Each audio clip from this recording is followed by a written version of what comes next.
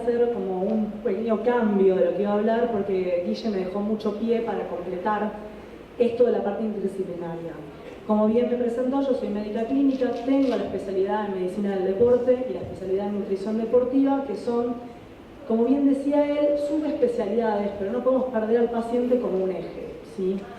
Médicamente, cuando un paciente se nos presenta, haga o no haga deporte de alto rendimiento, que esta es la gran diferencia que tenemos que tratar, que también lo marcó usted recién. Hay deportistas que son amateurs y que también consultan y que también necesitan tratamientos con el psicólogo deportivo y que por ahí también son derivados de parte nuestra a una sesión, ya sea alguna consulta a un traumatólogo o alguna consulta con algún masajista. ¿Por qué? Porque es importante también que no nos centremos solamente en el alto rendimiento. El alto rendimiento, es verdad, existe, nosotros trabajamos mucho con este tipo de pacientes, pero la consulta más frecuente que vamos a tener todas es el deportista que se inicia, el deportista amateur, el que tiene una afinidad a una determinada disciplina deportiva. A ver. Bueno, esto es una especie de premisa que bien surge por todos lados y la podemos leer constantemente. En realidad lo voy a dejar un poco abierto, que se lo debatan ustedes mismos si esto es así o no es así.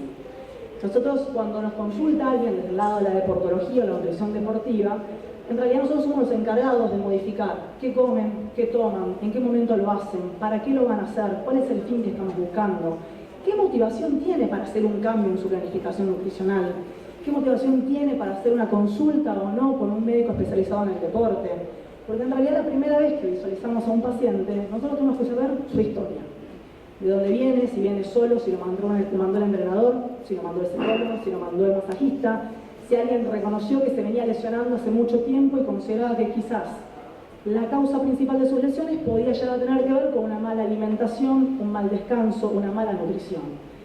Desde la parte médica nosotros tenemos otras herramientas, que es obviamente evaluar desde lo clínico, que no falten sustratos, que el paciente siempre esté bien desde su parte orgánica, y después tenemos toda la evaluación funcional. Pero siempre hago hincapié en esto mismo, que en realidad todo lo que haga el paciente, ya sea lo que coma, lo que tome, lo que descanse, en su parte emocional, en si hace o no hace una otra cosa por fuera de su rendimiento deportivo, va a dar que tenga o no un mejor performance, un mejor rendimiento, que se sienta más a gusto con la disciplina que él hace.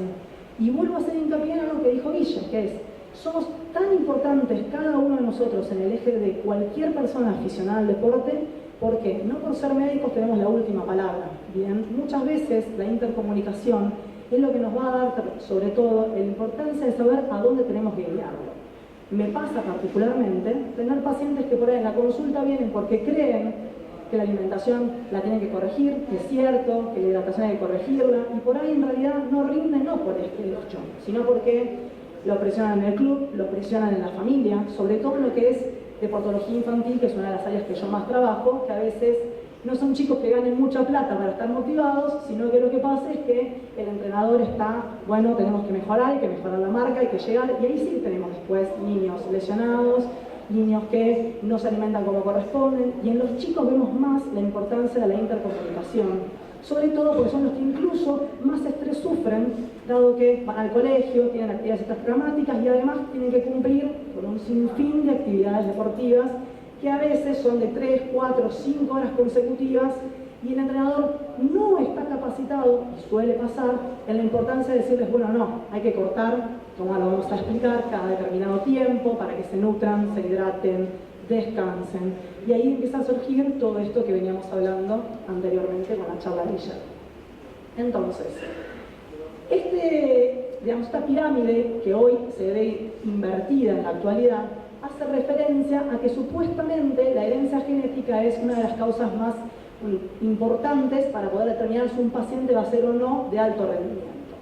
Y si bien tener una condición genética va a ser beneficioso y nos va a dar la diferencia si yo soy buena para determinada disciplina o no, y se puede evaluar un poco la condición física del paciente y mejorarla también en cuanto al entrenamiento, hoy se determinó que si bien son cosas importantes, la nutrición es mucho más importante que la cantidad de horas que entrene, el tiempo que esté entrenando, y si genéticamente puede ser el mejor en su disciplina. Porque puede ser el mejor en su disciplina, pero no descansar como corresponda, no comer, no hacer sus pautas de recuperación, y de todas maneras, por más que entrene bien, si falta sucesión de entrenamiento sobre todo, la genética se la va a terminar guardando porque no va a poder demostrar su total eficacia.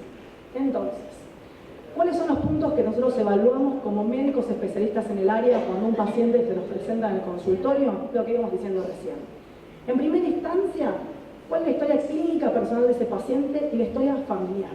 Más allá de qué patologías tiene, si no tiene o tuvo, si tiene la posibilidad de desarrollar alguna enfermedad, algún problema más de la parte vitamínica, mineral, algún sistema mal absortivo, que sí nos va a influenciar al momento de armar o no una planificación nutricional, ver en qué contexto familiar vive.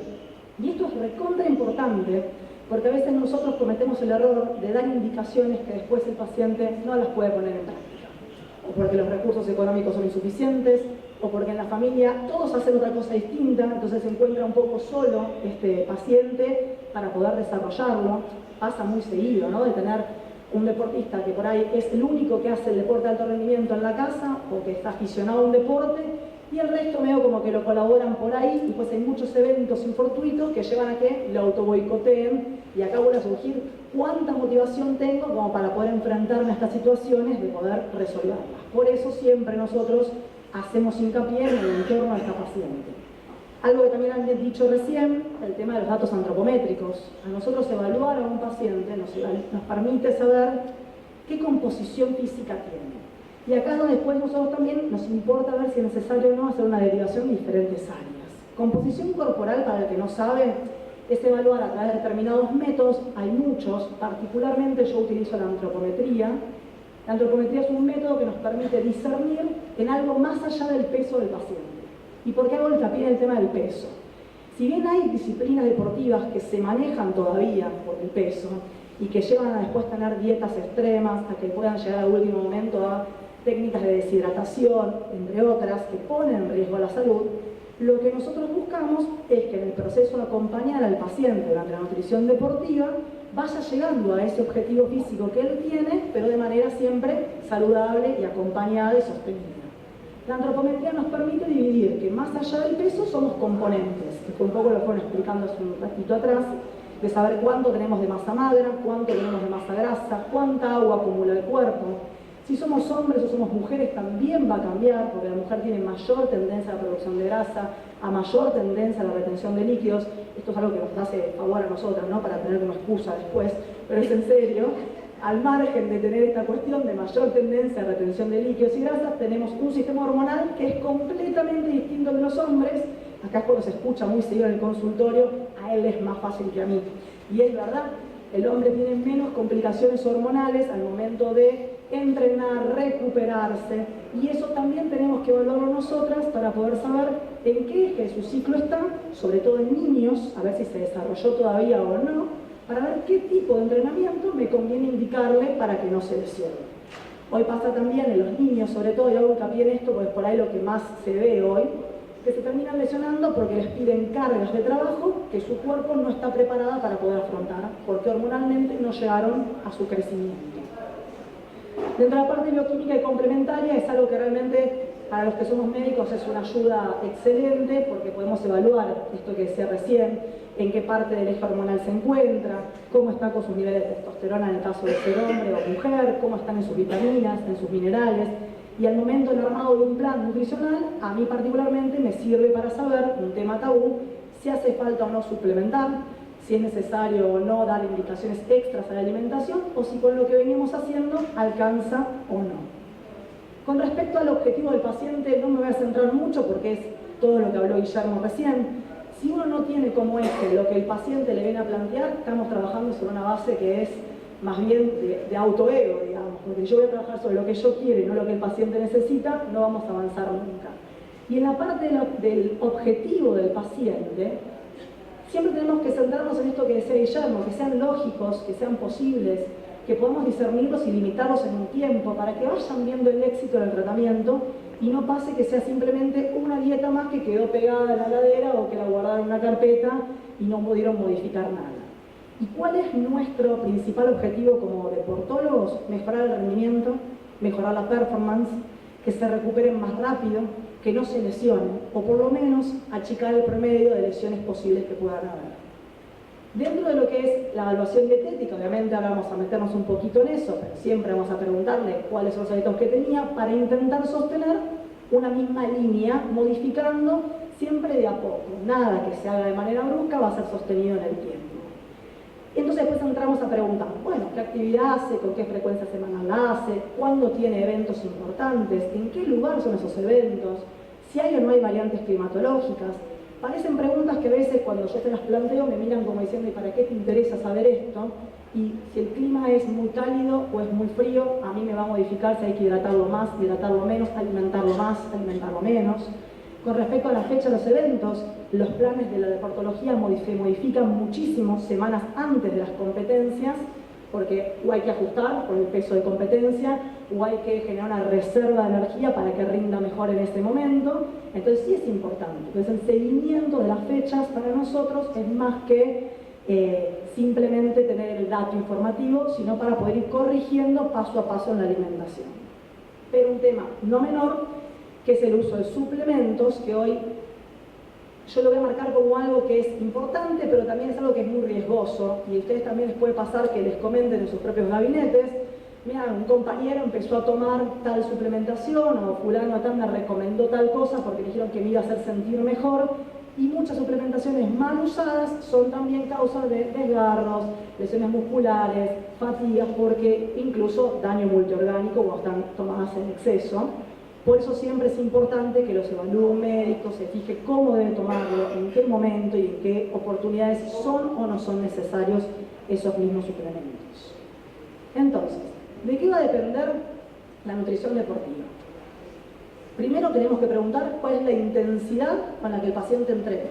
Bien, y acá hablamos de qué tipo de disciplina deportiva es la que está eligiendo, disciplina o con qué se siente más aficionado. ¿Por qué? Porque no va a ser lo mismo nutrir un corredor que un levantador de pesas, que a un boxeador, porque todos tenemos diferentes, digamos, músculos comprometidos y diferentes intensidades y sistemas energéticos comprometidos al momento de realizar esta actividad. Entonces, ¿con qué intensidad la hace? ¿Qué duración tiene ese evento? Si yo entreno 1 hora 3 veces por semana, no va a ser lo mismo que si entreno todos los días doble turno o si entreno todos los días 4 horas seguidas, porque ahí voy a tener que hacer más hincapié en la carga de nutrientes durante ese evento. El nivel de entrenamiento, y acá involucramos a todos. Yo puedo ser un paciente de alto rendimiento que vengo entrenando y que me vienen a consultar ya para mejorar algo específico, o puedo ser algo que recién empiezo y entonces tengo que ver, bueno, cómo corregir no solo la alimentación, sino también orientar a los entrenadores a qué sería lo mejor que pudieran hacer con este paciente para de nuevo evitar que se lesione. Vuelvo a lo mismo de esto, no necesariamente tienes un deportista que haga deporte de alto rendimiento para poder llegar a la consulta con un deportólogo o con un nutricionista aplicado al deporte. ¿Por qué? Porque si ustedes hacen actividad más de 2 o 3 veces por semana y quieren mejorar algo, y sí, claramente van a necesitar que alguien los colabore, porque hasta acá llegamos de aficionados. Bueno, busquemos cómo con el entorno que tengo podemos mejorar, e incluso se trabaja mucho más hoy en Mar del Plata principalmente con deportistas que son aficionados y no tanto con el alto rendimiento, porque no tenemos tanto tampoco de eso. El sexo, lo que hablaba recién, es si es mujer o si es hombre, si está en cese hormonal, mujeres en etapa de menopausia, niñas que todavía no se desarrollaron, chicos que todavía no han llegado a su umbral de testosterona, va a modificar las indicaciones nutricionales, condiciones del ambiente, nivel de hidratación, punto súper clave que le da muy poca importancia. Un paciente no solo malnutrido, sino mal hidratado tiene más riesgo de lesiones que un paciente que por ahí viene alimentado un poco por autónomo, ¿sí? La hidratación es un eje que incluso es una conversación, un tema a tratar casi único, pero que es algo que ustedes sí pueden remarcar constantemente en el consultorio de, bueno, cómo venís con la hidratación, cuál es el timing que venís tomando, te hidrataste antes, durante y después del evento, tomaste solamente agua. Ahora vamos a centrarnos un poco en eso, pero es una indicación que va a mejorar la circulación, nos va a ayudar a mejorar la recuperación de algunos sustratos importantes que se liberan por la sudoración. Ingesta previa de nutrientes, decía ahí abajo y se me fue, que tiene que ver con esto mismo. Cuando ustedes van a enfrentarse a un deportista, tenemos que saber cómo se alimenta antes de esa actividad. ¿Cuánto tiempo antes se alimentó?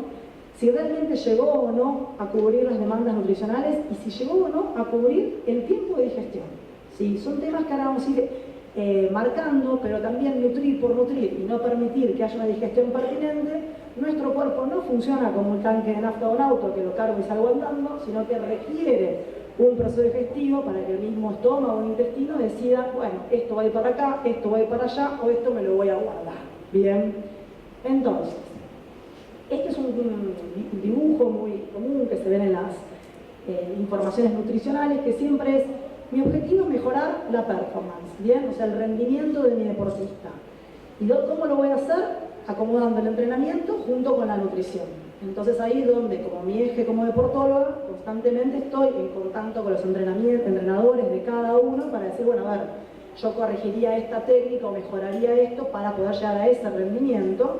Pero en cuanto a la nutrición, hacer mucho hincapié en que a veces yo puedo entrenar muy bien o incluso en demasía y alimentarme insuficientemente y no poder entrenar más, voy a tener los mejores resultados. Que a veces ese es el error de muchos profesionales del área del deporte que por ahí marcan, bueno, más sesiones de entrenamiento, triple turno de entrenamiento. Yo tengo mucha gente, hoy en running se ve mucho esto, donde vamos a hacer 3 sesiones, unas a las 6 de la mañana, otra a las 2 de la tarde y otra 3 horas más.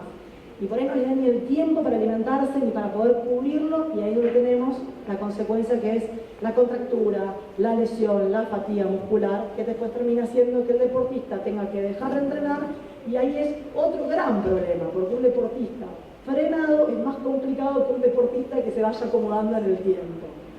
Entonces,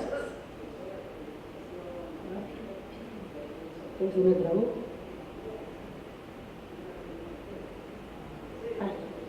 Entonces, ¿cuáles son los principios básicos que aplicamos en nutrición deportiva?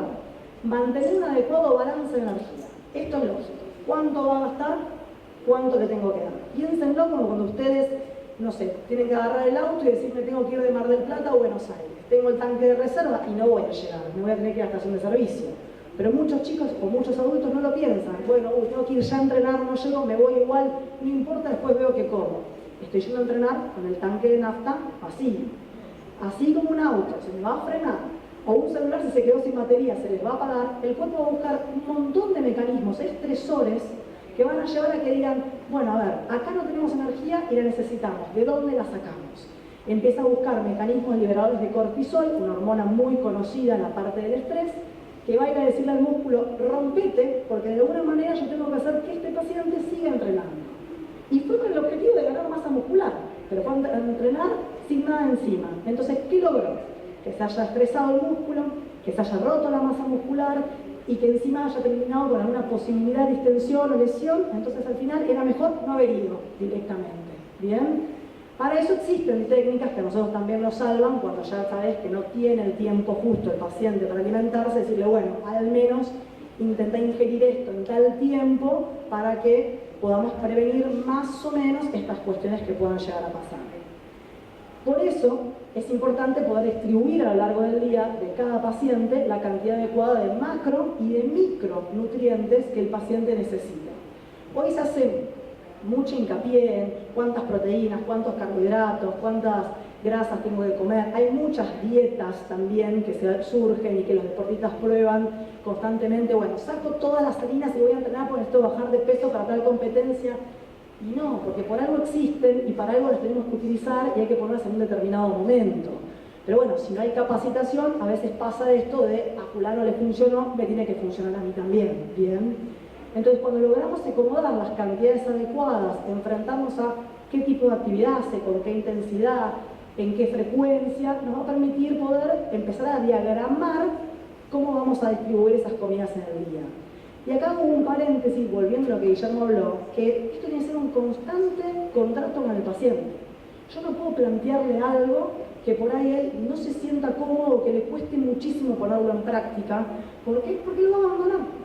Y nuestro objetivo no es sacarle todo lo que venía haciendo y plantearle cosas 100% radicales, porque cualquiera hoy se sienta en internet, lee, busca, se informa. El tema es como nosotros, como proveedores de salud, tenemos que escuchar qué necesita y ver de qué manera podemos acompañarlo para que esta vez sí tenga éxito, ¿sí? Mantener un estado óptimo como hidratación. Esto es lo que hablábamos recién. El paciente tiene tanto que comer como hidratarse. Somos 70% agua, o sea que algo de importancia debe tener esto en el cuerpo. Y acá cuando hablamos de hidratación, hablamos de la hidratación por agua, pero también hablamos de la hidratación suplementaria, que tiene que ver que en algunos deportes sí necesitan la indicación de tener que tomar bebidas ergogénicas o suplementos que aumenten la cantidad de sodio, potasio, etc. Ahora, ¿todos necesitamos lo mismo? No.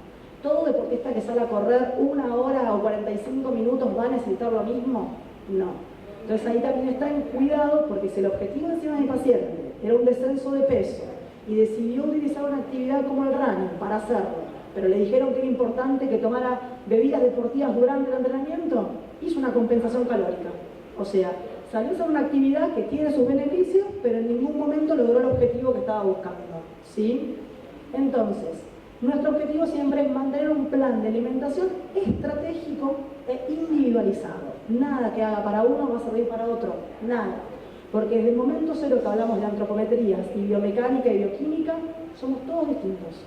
Entonces yo puedo hacer la misma actividad que ella, puedo entrenar la misma cantidad de horas que ella, pero yo puedo tener un montón de problemas personales distintos a los de ella, que me van a influir al momento de entrenar. O puedo tener un hábito alimentario o nutricio por ahí un poquito más cargado que el de ella, pero me quiero adaptar. Por ahí ella le sigue y a mí no. Y no es que el plan no funciona, no funciona ese plan para ese paciente. ¿Bien? Esto aplica nuevamente a suplementos y ayudas ergogénicas. No todos necesitamos consumirlas, pero sí son una buena herramienta.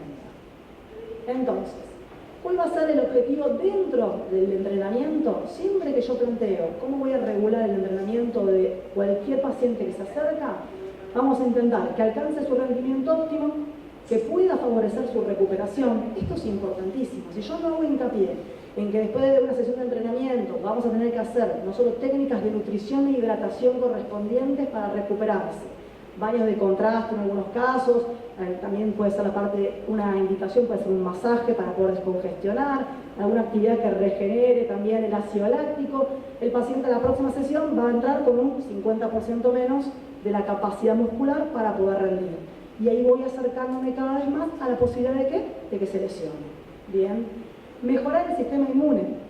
Esto es clave. Si el paciente tiene un sistema inmunológico que no está del todo óptimo y nosotros no prestamos atención a estas cuestiones climatológicas, vitamínicas, para generarle un mayor fortalecimiento, el paciente puede hacer que se enferme, y si se enferma es un paciente que no entrena.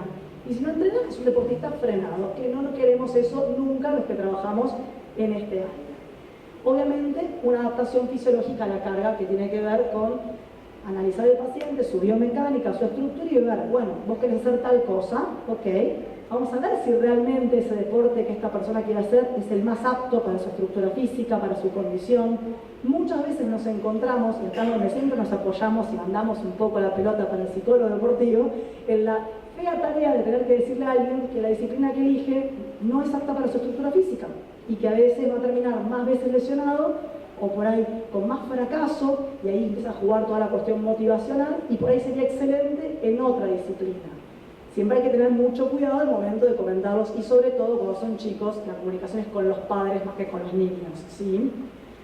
Y después vamos a preparar siempre para una competencia. Si es un deportista de alto rendimiento o no, puede ser que compita. Y si compite, vamos a tener que saber cómo enseñarle a alimentarse, ya sea en el antes, en el durante y en el después de una competencia, para evitar, vuelvo a lo mismo, que se lesione.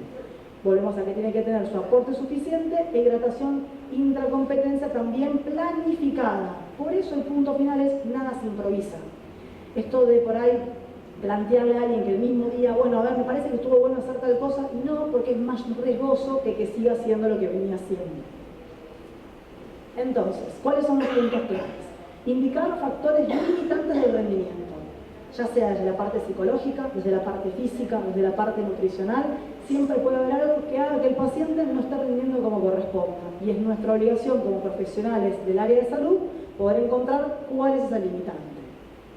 Establecer objetivos que tengan en cuenta la realidad del paciente. No voy a ahondar en algo que ya explicó más que bien Guillermo, pero es real. Si nosotros no planteamos objetivos claros sobre dónde estamos trabajando, ¿bien?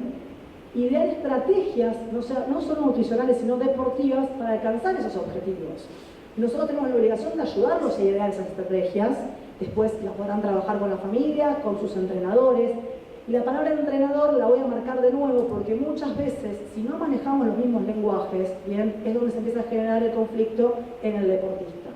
A veces nosotros bajamos un lineamiento como deportólogos o como nutricionistas en este área y llegado el momento de que lo tenga que efectuar, cuando me ha pasado muchas veces, el entrenador le dice, no, yo voy a hacer tal cosa o no, no me considero que no es suficiente, no es necesario, y encontrás que el paciente se encuentra en una dicotomía de, bueno, ¿qué me corresponde hacer? Y está también el miedo a, no me voy a pelear con mi entrenador, me dijo que era mejor entrenar 3 veces por día.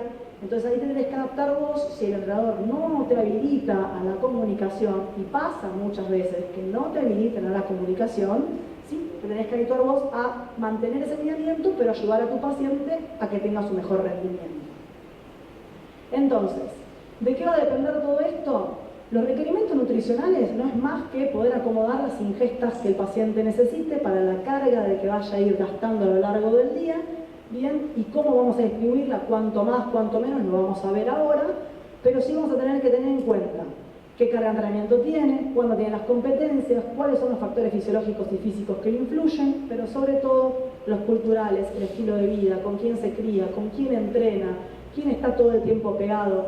Yo particularmente los veo una vez cada 15, 20 días, no soy la que más tiempo pasa.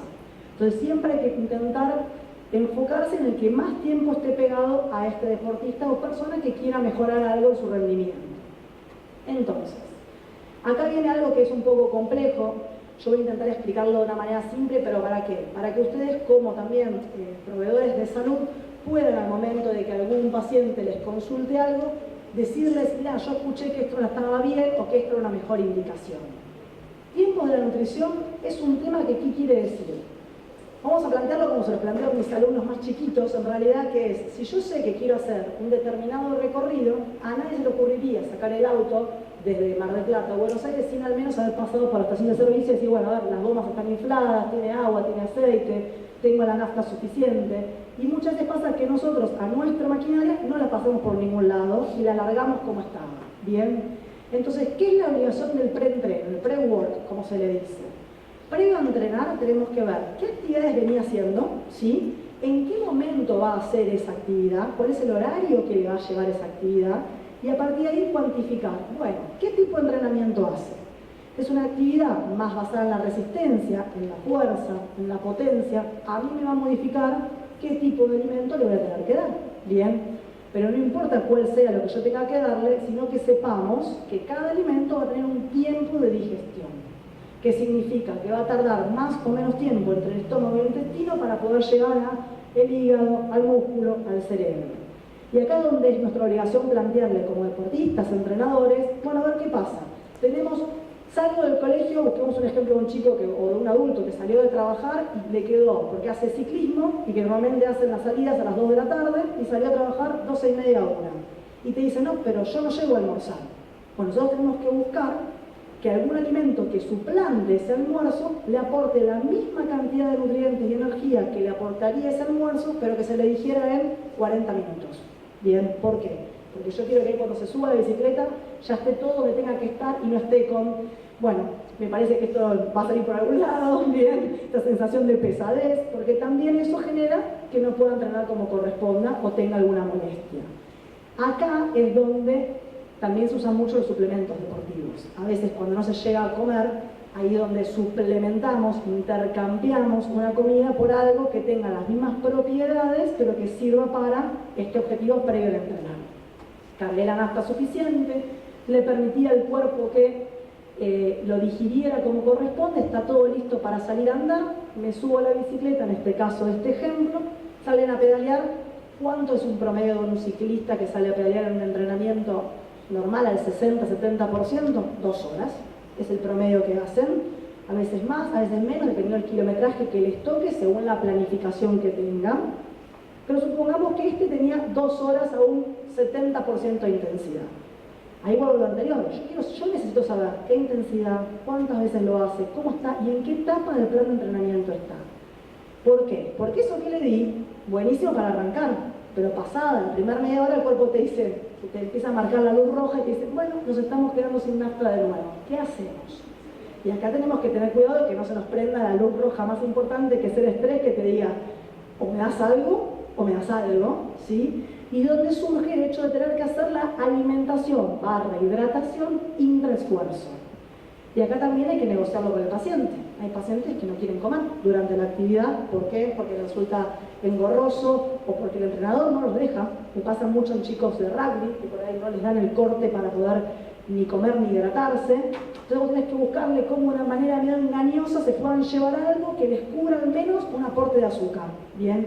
Y acá es donde jugamos, o con suplementos o con cosas chiquitas, como gomitas, geles, membrillos, pasas de uva, que si el paciente las puede absorber lentamente, el hecho de que esto juegue con el tema de la lengua hace que pase directamente al torrente sanguíneo. Entonces evitamos paso digestivo abrupto para que no enlentezca. ¿Bien?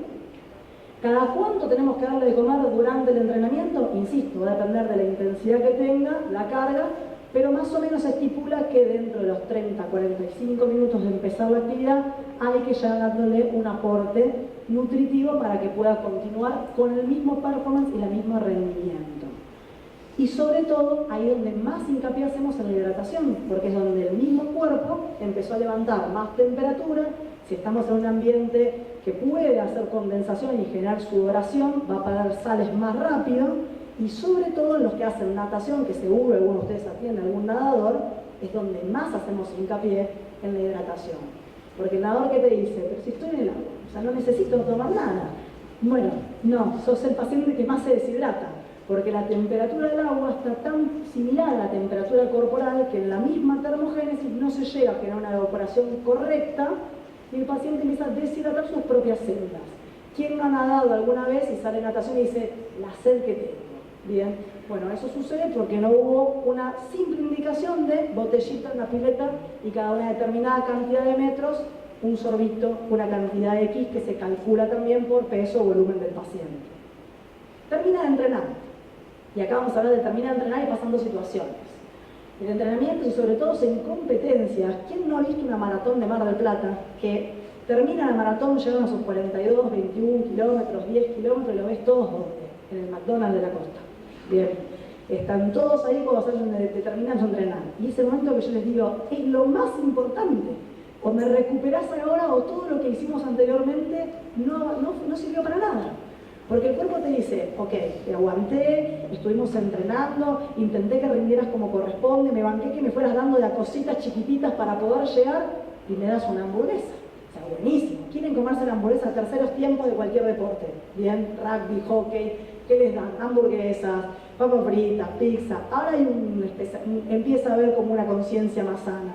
Pero el cuerpo perdió proteínas, vitaminas, minerales, líquidos. Aportale primero lo que necesita para que rápidamente pueda volver a construir estas cuestiones musculares que se van rompiendo, ¿sí? Y después, si quiere, a un modo de compensación, no estoy muy de acuerdo, pero lo suelen hacer, ofrecerle esta otra cosa que por ahí quiera consumir. Pero el posterior es muchas veces, y no muchas veces, sino casi siempre, más importante que en el durante y el antes.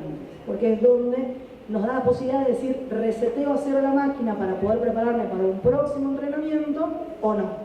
Bien, y ahí donde comienza a acumularse la fatiga después, que si no fue recuperada, genera ese tipo de conflicto. Hay diferentes tiempos de recuperación, por eso digo, preparemos la primera indicación para la primera etapa, que se llaman ventanas anabólicas, ventanas metabólicas, y hay 1000 nombres que les pueden poner, que es donde más dañado está la fibra muscular y más te dice, dale, ayúdame a recuperarme. Y después sí podemos y debemos seguir hidratando y recuperando nutrientes en el resto del día para que el paciente se sienta compensado y pueda volver a entrenar o al día siguiente, y ni hablar de esa última comida si a las 3 horas ese nene o ese adulto tiene que volver a ir a entrenar. Porque encima de esa comida va a jugar el rol de recuperar lo anterior y prepararme para lo que viene después. Entonces, durante el entrenamiento siempre tenemos que lograr que tengan la cantidad de nafta o de energía suficiente y la calidad que corresponda. No por tener menos plata a cambio de estación de servicio en este caso, ¿sí? Porque no le va a ser el mismo fin al filtro que en nuestro cuerpo. Si yo necesito tal o cual cosa, intentemos que esté, aunque no sea en la misma forma de presentación. Alcanzar y mantener un peso y composición corporal. Cada vez que vienen, lo primero que haces es evaluarlo y en base a eso llegas a un objetivo de cómo debería ser su estructura física para esa disciplina y vamos viendo cómo podemos modificar sus componentes físicos, la grasa, la masa muscular, sin centrarnos, y acaso de todos los más chicos, en cuánto pesa, ¿sí?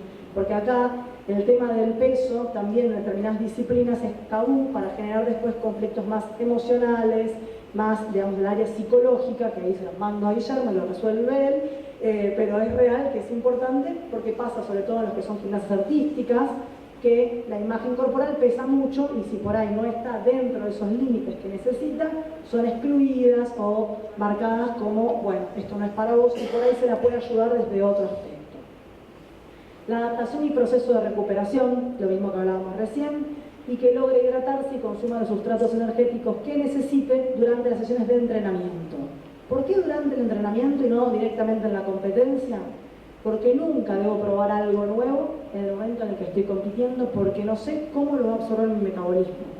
Más pasa, como deben haber visto, que hay determinadas suplementaciones que son muy cargadas en azúcares, que el paciente las consume de forma abrupta en una competencia porque le dijeron que tenía que tomar un gel porque era lo que más lo iba a levantar para correr, el paciente se descompone. Y sí, porque su metabolismo no estaba acostumbrado a esa bocanada de azúcares en ese determinado momento. Entonces, practicar las estrategias que se planean usar en la competencia antes de implementarlas en la competencia, cubrir los requerimientos extra de algunos nutrientes en actividades exigentes. O sea, acá pierdan el miedo a veces de, yo me peleo mucho con determinados nutricionistas cuando surge esto de, no, pero el límite es tanto. No, el límite de la cantidad de consumo de nutrientes va a estar dado por el gasto que el paciente tenga. Yo tengo deportistas que hacen fisicoculturismo o hacen levantamiento olímpico y que requieren por ahí consumos proteicos mucho más elevados que un paciente promedio. Mientras yo me asegure que su función renal, su función hepática está bien y que tengan una buena hidratación para ayudar a ese órgano a que saque lo que está en exceso, no tendría por qué existir alguna complicación. ¿Bien? Disminuir los riesgos de lesiones y enfermedad. Eso lo hacemos desde la parte más deportológica, la evaluación funcional que hacemos con un paciente el primer día que viene, ver sus estabilidades, si pisa bien, si no pisa bien, si tiene una cadera que está anteversa o no, una columna que pueda generar riesgos con las cargas posteriores, cómo están sus cadenas musculares, si está cortado o no está cortado, y eso nos permite dar indicaciones también a los entrenadores de hacer hincapié en esto para poder mejorar lo que estás trabajando vos.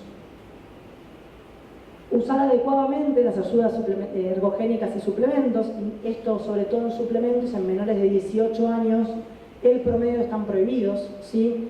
O sea, no hay estudios que avalen el consumo de determinados suplementos por debajo de 18 años de edad, pero igual se usan. Entonces, ¿cómo los usamos? Evaluar de nuevo toda la parte clínica para ver si lo podemos indicar o no y en qué cantidad le corresponde. Porque ¿qué hacemos todos cuando compran un suplemento? Leemos lo que dice atrás. Y dice, este dice que hay que tomar 4 comprimidos después de cenar. Y por ahí para mí 4 comprimidos son un montón y por ahí para ella 4 no son nada. ¿Bien? Alimentación saludable a corto y largo plazo, no solo para la competencia, hacer concientización de lo importante que es que tengan todos los nutrientes correspondientes, que se alimenten en el momento que corresponda, sobre todo las colaciones en los colegios para los chicos que van al colegio, si tienen que comer fuera de su casa, qué les conviene elegir o qué tienen que llevar. Bien, esto es educación y la educación aparte por todos, no solamente por lo que dedicamos a esto. Bien. Aproximar el peso de competencia en los deportes de peso, intentar, si yo ya sé que quiere competir en 86 kilos, bueno, que por lo menos se maneje en 89, 88 para no llegar a 3 días antes de la competencia tener que deshidratarlo o cosas extremas que si no las voy a hacer yo, pero seguro que el entrenador sí lo va a hacer, ¿bien? Y disfrutar de los alimentos y de compartir, ¿bien? Evitar conductas extremas, esto es importante en cualquier disciplina, ¿bien? El hecho de plantear objetivos, ya sea que yo busque un plan de adelgazar o un plan de ganancia de masa muscular, o sea para un deportista específico, nada que sea extremo va a ser saludable y sostenido en el tiempo. Entonces, si podemos lograr llegar a los objetivos con una calidad de tiempo y la puesta en práctica, porque ¿qué nos va a dar si funciona o no funciona? Que lo ponga en práctica. Y semanas a semanas ir viendo, no, esto me complica, esto en el colegio no lo hago, no me voy a llevar una fruta al colegio porque me gastan mis compañeros, entonces hay que buscar otra cosa que se puedan trasladar. No, el profesor no me deja comer durante la actividad, o no, me olvidé de llevarme la botellita. Bueno, todas esas cosas tenemos que siempre generarles un plan B para que lo puedan cubrir. Y en la competencia, obviamente, lo que hablamos al principio de, bueno, 4 o 5 días antes de competir, yo los vuelvo a citar porque les vuelvo a cambiar todo lo que venían haciendo, porque tenemos que mejorar esa reserva. Acá es como si llenamos el tanque de nafta, pero para guardarlo en la cochera, para que el cuerpo esté listo con el agua, el aceite correspondiente, es decir, listo, salgo a la ruta sin tener conflictos. Bien. Que acá donde juega más la psicología que nosotros. ¿Por qué? Porque a un deportista que le indicás que los 3 días previos a una competencia tiene que bajar hasta el nivel 0 su entrenamiento para poder hacer que esa reserva energética se genere, bien, empieza a jugar un poco la ansiedad, la tensión, pero que no voy a hacer nada, ni un regenerativo suave, no voy a salir a hacer un trotecito, no te conviene. Igual, si lo tienen que hacer, es nuestra obligación ver cómo los cargamos para que no pierdan lo que venían haciendo. Optimizar los niveles de hidratación. La hidratación, como hablábamos hace un ratito, la tienen que tener en cuenta todo el año y después siempre la indicación más importante va a ser en el antes, cuántas horas antes tienen que empezar a hidratarse y cuándo tienen que cortar la hidratación. Sobre todo en deportes de resistencia, donde por ahí van a estar haciendo un evento deportivo durante 2, 3, 4 horas, algunos muchos más, que si yo les permito que cargue para mejorar la reserva de líquidos en el cuerpo y no le corto 30, 40 minutos antes, lo que le pasa es que el paciente arranca a entrenar y ¿qué te dice la competencia? Me hago pis. Bien. Y ahí también se les complicó porque tienen que irse, o algunos no, algunos lo hacen en el momento y ya están acostumbrados, pero también esto hay que evaluarlo de cuánto tiempo antes tenemos que cortarlo para que el riñón se limpie de esto que tiene en exceso. Consumir la suficiente cantidad de carbohidratos, principalmente de rápido acceso, en los eventos mayores a 1 hora. Y aclaro esto de nuevo, mayores a 1 hora. Si yo me alimenté bien antes, me hidraté bien antes, dentro de la hora de entrenamiento, por más intenso que sea, normalmente alcanza con lo que dimos. Dar de más va a generar una reserva que va por ahí complicar los resultados corporales que buscamos. Ahora, consumir alimentos y fluidos antes y después sin provocar patologías gastrointestinales. Esto es lo que les decía recién.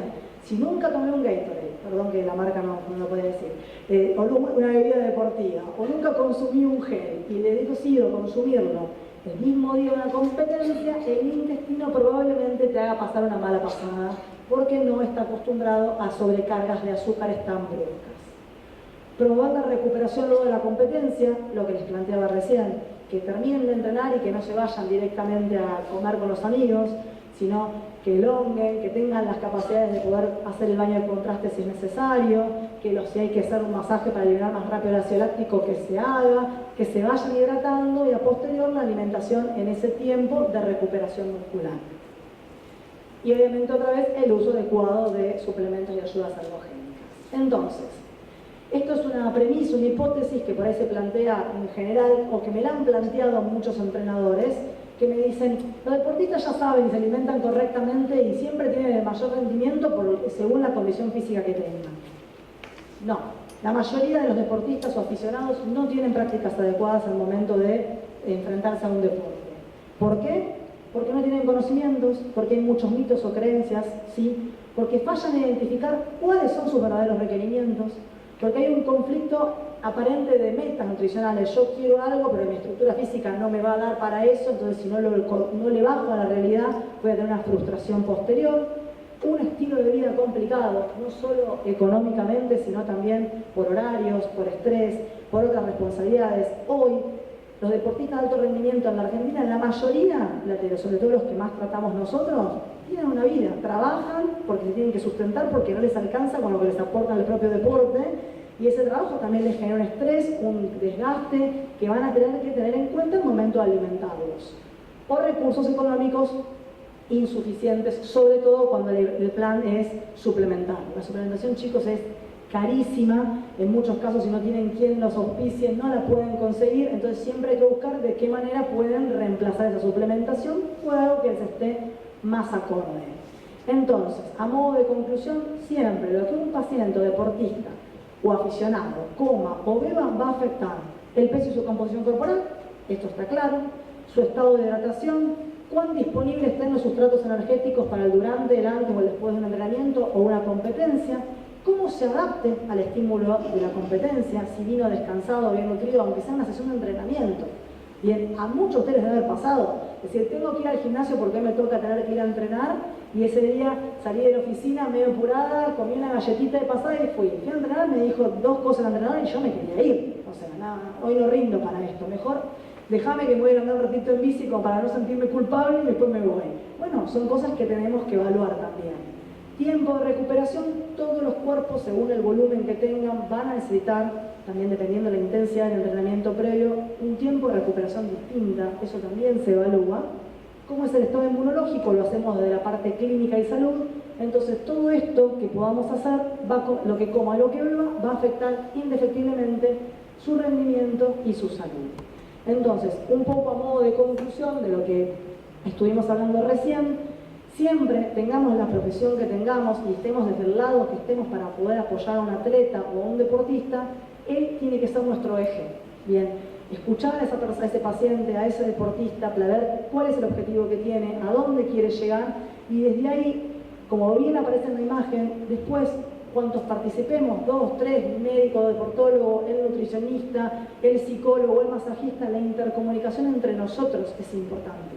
Es importante tener 5 minutos para levantar el teléfono y decirle, Guille, me pasó tal cosa con este paciente, yo le indiqué esto, ¿y por qué? Porque si no manejamos una misma línea de comunicación, es ahí donde vamos a fallar como promocionales de la salud. Bien. Y me parece que esto era lo último que tenía para decirles a modo de conclusión. Bueno, vamos a dar 3 preguntas. 3 preguntitas, a ver, alguien que tenga alguna duda, que levante la mano y vamos a ir. Ahí tenemos ya una de las primeras preguntas. Vamos a acercar el micrófono. Y hay que aprovecharlo. Ah, está bien. El entrenamiento en ayuna. Buena pregunta. Esa es una. Bien.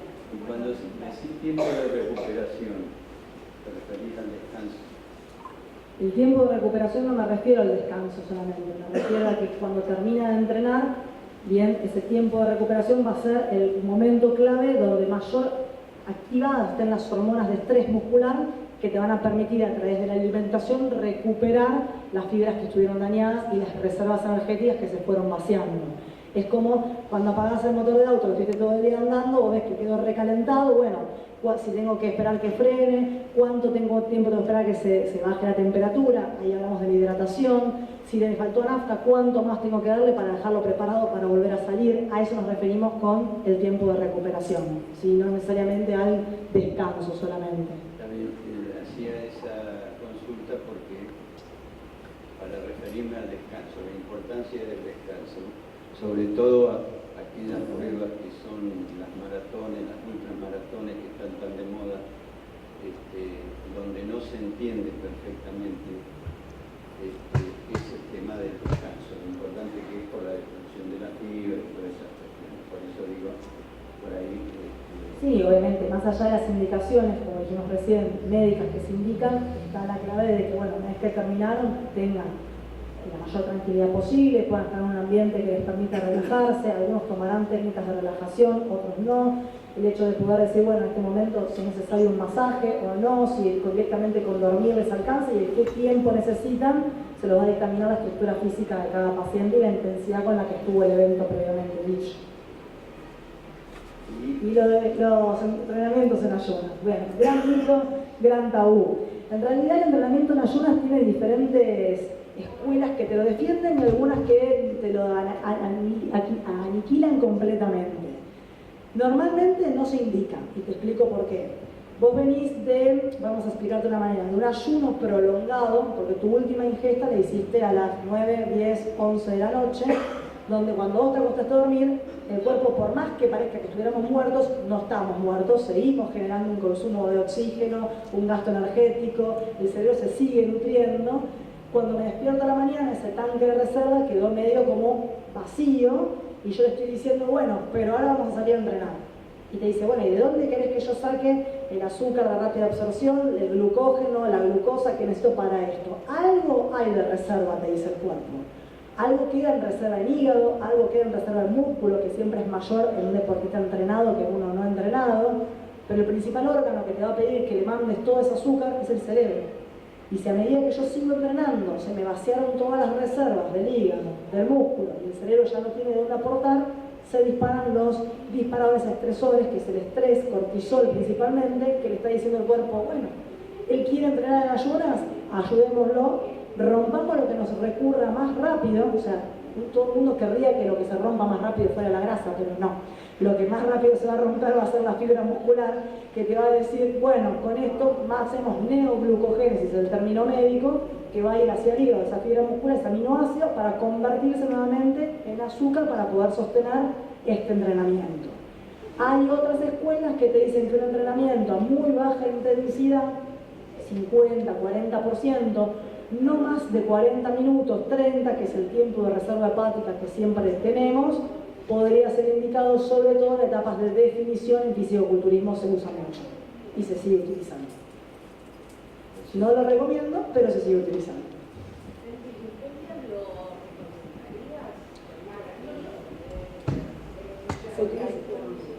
Sí.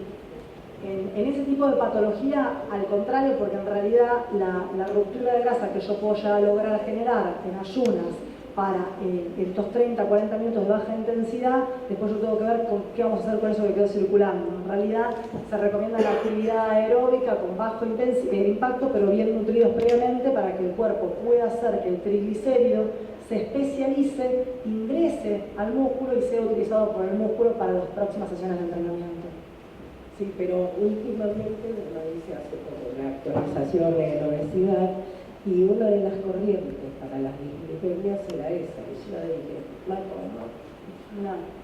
Sí, también ahora están muy de moda los ayunos intermitentes, también se utilizan mucho las dietas restrictivas para poder lograr esto mismo. Bueno, sacamos todos los derivados de, y en realidad se puede trabajar incluyendo todo, y esto de los ayunos intermitentes tenés que estar en un paciente específico que pueda soportar esa indicación. como un obsesivo. Exacto. No, de nada. Bueno, ¿no hay más preguntas? Bueno, muchas gracias. Bueno, fuertes aplausos para la nutricionista Romina Salerno, doctora profesional en clínica deportiva. Gracias, Romina. Vamos a hacer un pequeño break.